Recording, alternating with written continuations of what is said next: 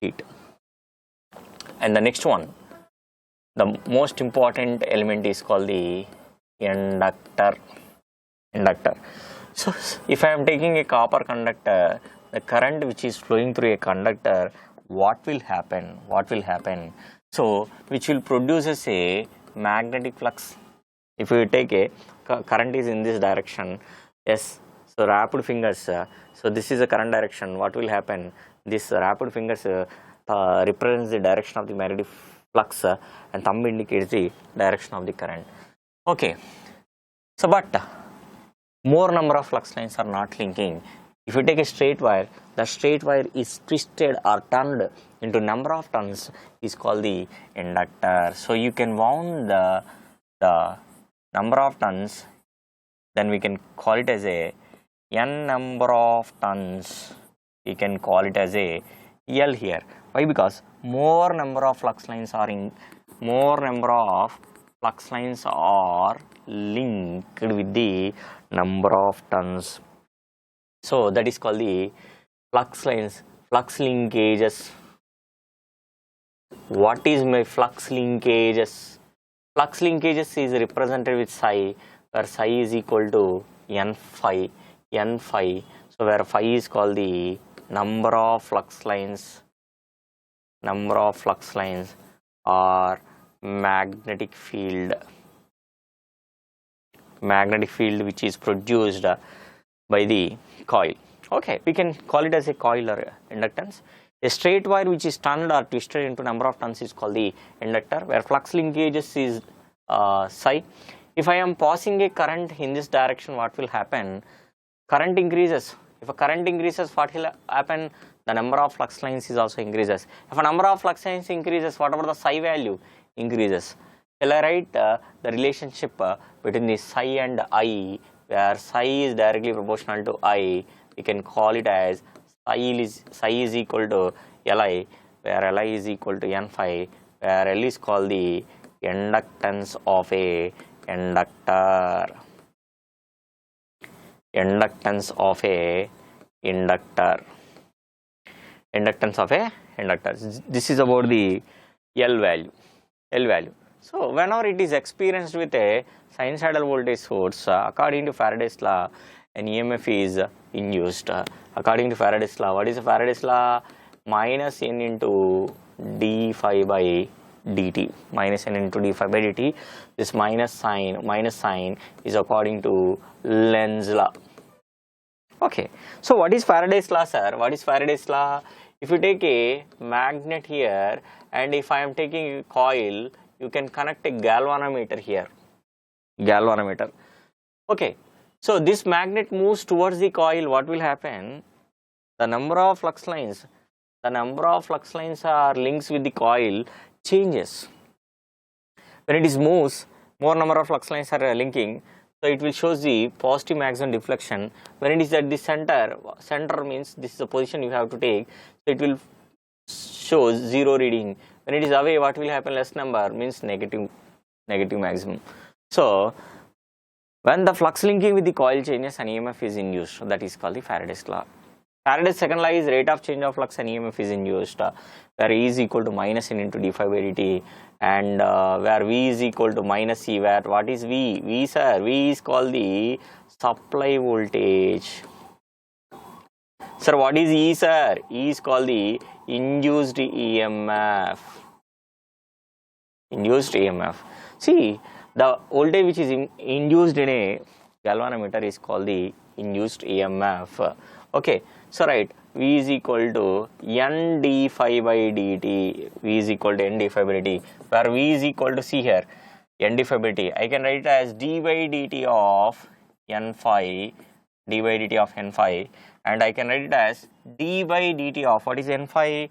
N phi is equal to Li, so Li, and L is a constant, where V is equal to L di by dt. L di by dt.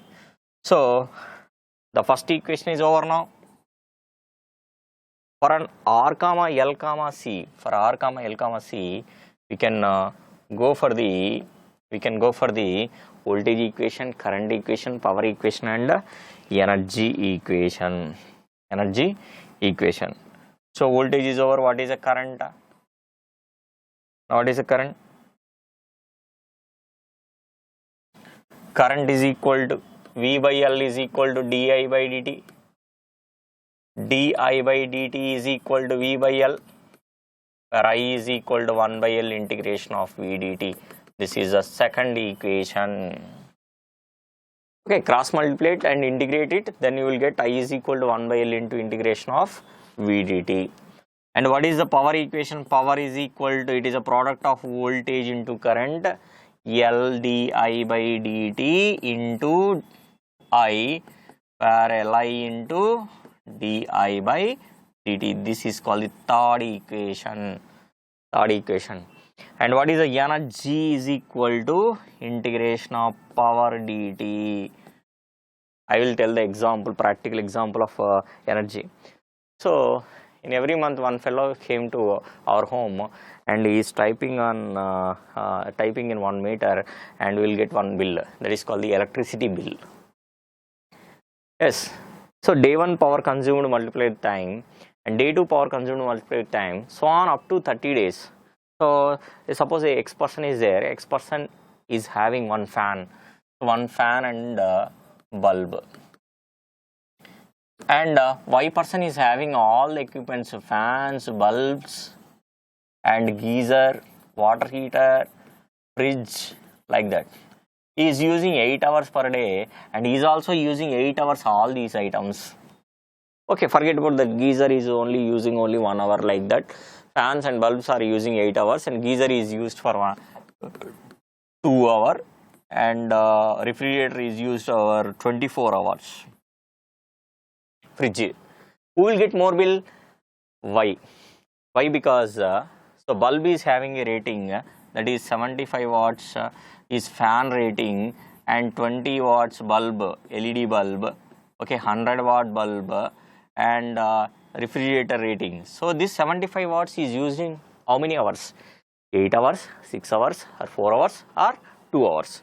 So 100 watt bulb is used in how many hours? And water heater rating is 1000 watts is used in how many hours? 1 hour 60 minutes or 40 minutes, like that. So daily how many units you are consumed? The disk is rotating continuously, the disk is rotating, and then it will consume 1 unit or 2 units. In terms of units we can tell that. And if 1 unit is consumed, what is a monthly bill here? 30 into 1, 30 units is consumed. So according to that he will get more, maybe it is a 100 rupees only, okay, without taxes. And he may get daily he may use 10 units, means 300 units he will consume. 300 units means he will get more bill, let us say 1200 or 1400 rupees. So what I want to convey is that meter is called the energy meter. So day 1 power consumed multiplied with the time, the bulb is used is how many hours, plus fan is used in how many hours, day 1 power consumed plus day 2 power consumed, plus so on 30th day power consumed, then you will get the energy. So that's why we can use integration. Li di by dt into dt will be cancelled, then you will get the half Li square. Energy stored in inductor is half Li square. The units of energy is measured in joules. Energy measured in joules, and also units of energy is kilowatt hour. So if you have a doubt, you will check on energy meter. Is clearly mentioned that 1200 kilowatt hour or 6 kilowatt hour or 1500 kilowatt hour, like that. So from this conclusion, what is the conclusion points? From this derivation, what is the conclusion points? Inductor, so VL is equal to, you can see L di by dt. Why I am writing VL means voltage across the inductor is L di by dt, means it does not allow the sudden changes of current. sudden changes of current. And second point is it stores the energy. It stores the energy in the form of